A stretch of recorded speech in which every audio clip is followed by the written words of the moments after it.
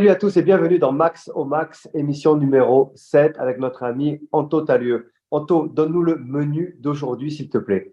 Salut Max, salut à tous. Ça y est, la saison régulière de Top 14 a rendu son verdict et on connaît déjà le classement final, une émission forcément consacrée à cette dernière journée qui a figé toutes les positions. On évoquera notamment la très belle opération du Loup, pas sûr de se qualifier avant cette journée, et troisième au final. On parlera aussi des adieux de deux monstres sacrés du rugby international, Sergio Parissé et Mathieu Bastaro. Et puis on se projettera sur les barrages, deux playoffs avec le Stade français Racing et Lyon UBB, et pour la descente entre Perpignan et Grenoble.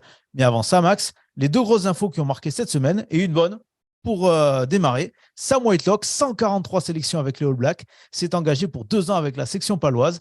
Merci au frérot Luc, qui a dû avoir son petit rôle là-dedans. Max, Sam Whitelock, même à 35 ans, ça reste du lourd pour les Bernais. Ouais, ça reste du lourd. Après, c'est un joueur assez professionnel. On l'a vu arriver puisqu'il a annoncé dans les médias il n'y a pas si longtemps qu'une aventure en France ne serait pas, on va dire, inenvisageable. Et c'est vrai que, on va dire, c'est des joueurs qui arrivent un peu fatigués en fin de carrière, mais on va dire, avec tout ce qu'il peut apporter et tout ce qu'il a fait avec les All Blacks pendant plus de 10 ans, ça reste une recrue phare, une recrue impressionnante et je pense qu'il va être bien reçu dans le championnat de France. Et oui.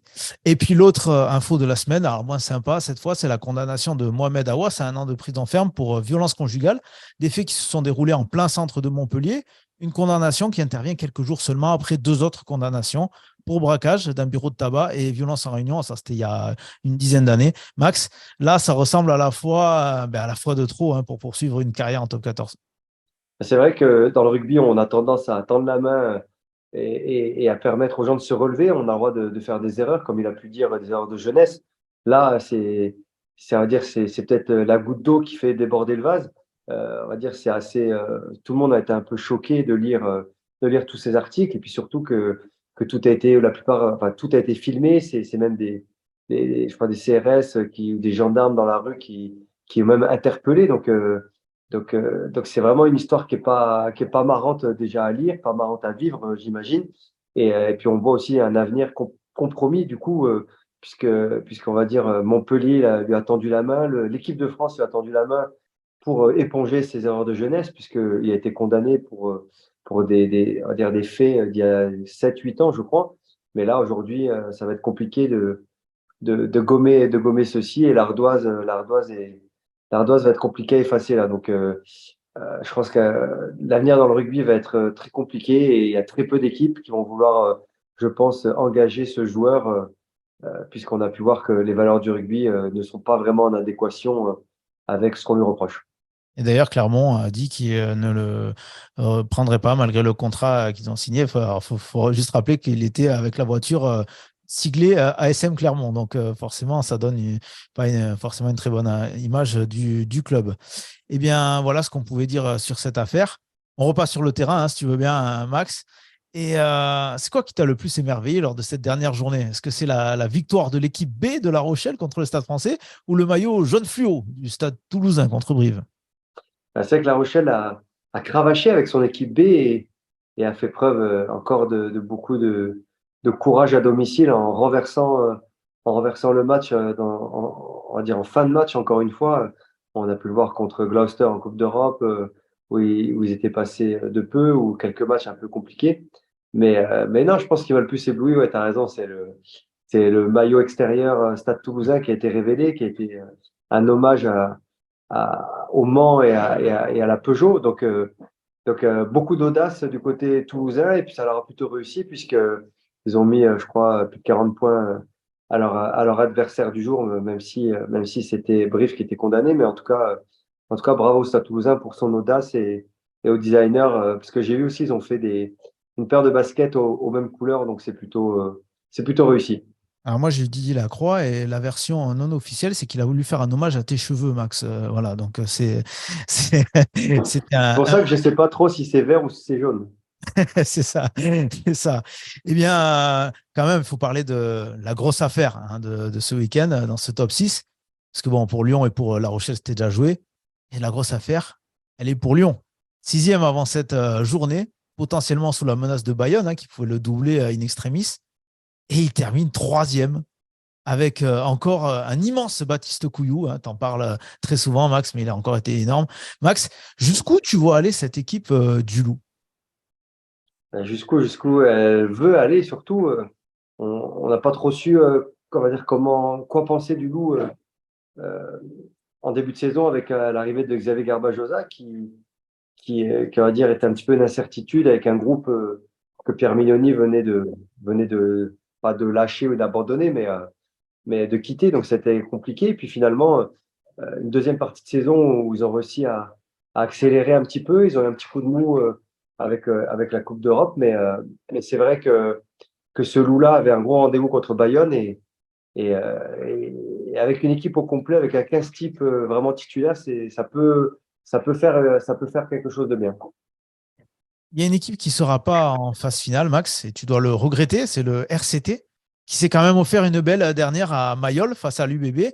Ça n'a pas dû être évident, Max, hein, pour toi de choisir qui supporter sur ce match. Un match qui était la toute dernière en carrière pour Sergio Parissé et Mathieu Bastaro. C'était une grosse page du rugby mondial qui s'est tournée et bien tournée samedi. Ouais, bah, c'est vrai qu'ils ont passé une semaine déjà à fêter, enfin, quelques jours à fêter un titre. C'était, je pense, beaucoup de magie pour eux. Malheureusement, les chances de qualif étaient vraiment très, très faibles. Mais ils se devaient de faire un gros match à Mayol contre un UBB qui doit se prouver aussi des choses.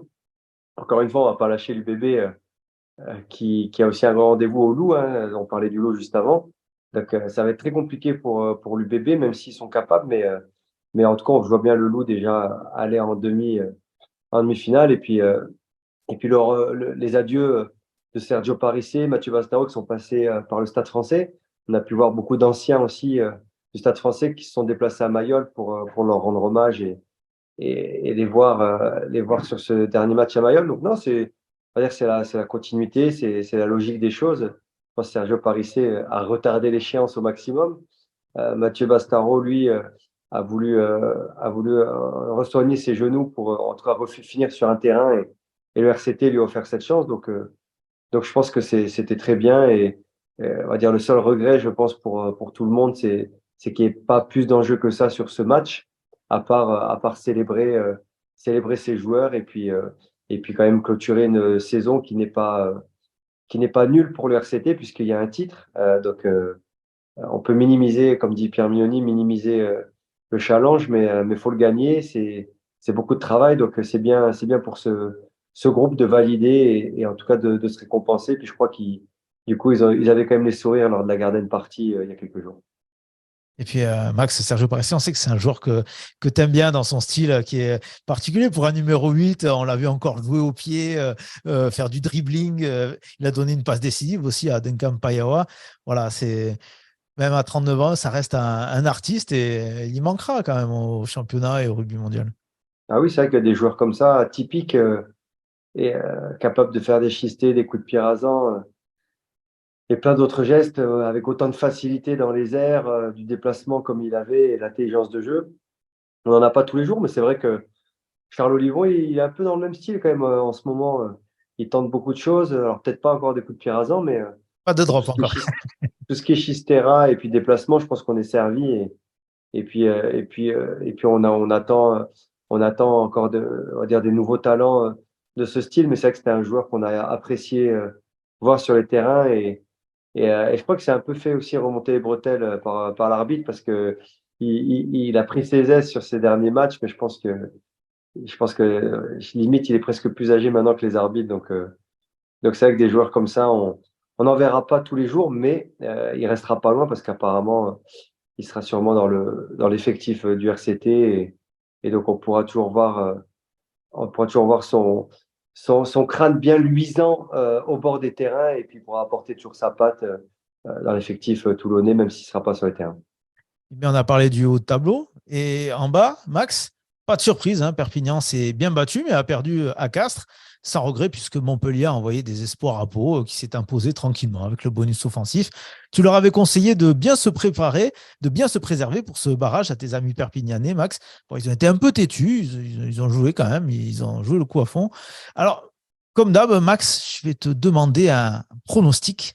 Qui de Perpignan ou Grenoble jouera en top 14 la saison prochaine? Perpignan a pensé, a préparé, je pense, le match de Grenoble en envoyant une bonne équipe à Castres et en faisant un gros match. Parce qu'on sait que souvent, quand on met l'équipe type au repos une semaine à l'avance, c'est le meilleur moyen de passer à côté. Donc, je pense que c'est pour garder le rythme, garder la cohésion, garder la grinta. Et vu le match qu'ils ont fait à Castres, à l'extérieur, j'ai du mal à voir comment ils vont pas gagner à Grenoble, même si Grenoble a fait une très belle saison et sur les matchs éliminatoires comme ça, on ne sait jamais. En termes de statistiques, c'est vrai qu'il y a le plus, depuis les nouvelles règles, il y a plus d'équipes de Pro D2 qui ont gagné contre une équipe de top 14 que l'inverse. Donc les statistiques font gagner Grenoble, mais en étant plus pragmatique, au vu des performances de l'USAP, leur victoire contre le Stade Toulousain, leur gros match à Castres le week-end dernier, ça va être un match tendu, ça va être un match serré puisque Grenoble aura l'avantage du terrain, mais l'USAP a prouvé cette année qu'elle méritait en tout cas sa place en top 14. Donc ça va être compliqué pour Grenoble et une victoire assez serrée de l'USAP serait pas déméritée. Sab qui est la seule équipe à avoir remporté un barrage d'Access Match depuis le. Donc ils ont les clés. Ils ont les clés, ils ont déjà trouvé la solution. Et puisqu'on est dans les pronostics, Max, on va y rester. Stade français Racing et Lyon UBB, ce sont les deux barrages des playoffs de ce week-end. Qu'est-ce qui se dégage de ta boule de cristal pour ces deux matchs? Bah, faut déjà voir les compositions, parce qu'il faudra voir les blessés de part et d'autre, mais je pense qu'il n'y aura pas trop de surprises avec des victoires à domicile. C'est vrai que le bébé est une grosse équipe, difficile à manœuvrer.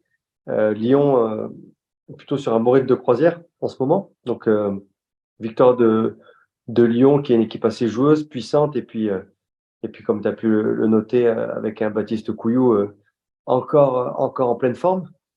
Mais l'UBB n'a pas dit son dernier mot. Et puis le Stade français Racing, on a pu voir que le Stade français était allé écraser le Racing en première partie de saison. Et puis le Racing, je crois, avait pris sa revanche. Donc la balle au centre, avantage Stade français, on va dire parce qu'ils reçoivent. Mais le Racing est redevenu costaud en cette fin de saison.